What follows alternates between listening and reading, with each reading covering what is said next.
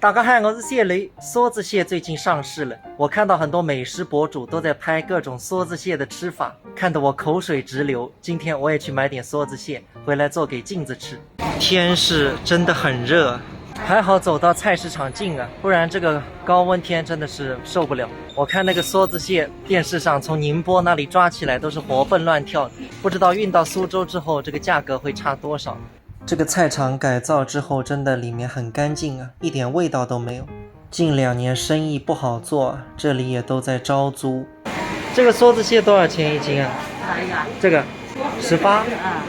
这是活，这是死的，这是活的对吧？这活的多少钱？活的321。好，21可以。老板娘帮我杀好，这就太好了，不然我回去指定不会弄。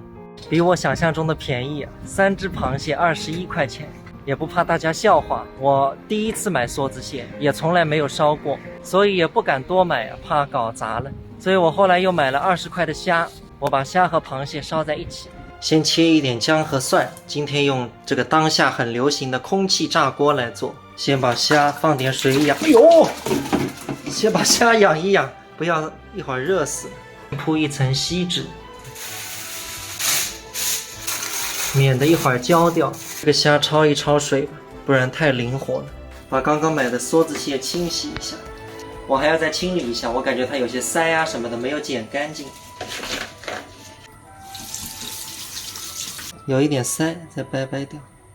好，这个虾已经晕了，现在可以关火了，全部烧熟就不行了。开始摆盘，淋上姜和蒜，倒上一点酱油。朋友们，期待吧，看看是黑暗料理还是美味料理。Later， 见证奇迹的时刻。哇，香喷喷！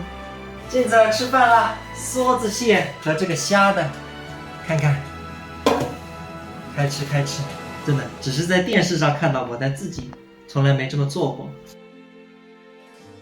尝一个，非常的鲜嫩，蘸一下自己调的酱。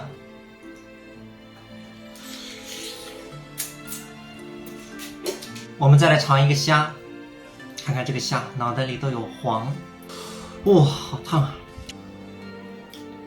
非常的入味，虾头里的黄，来，粉丝吃一口。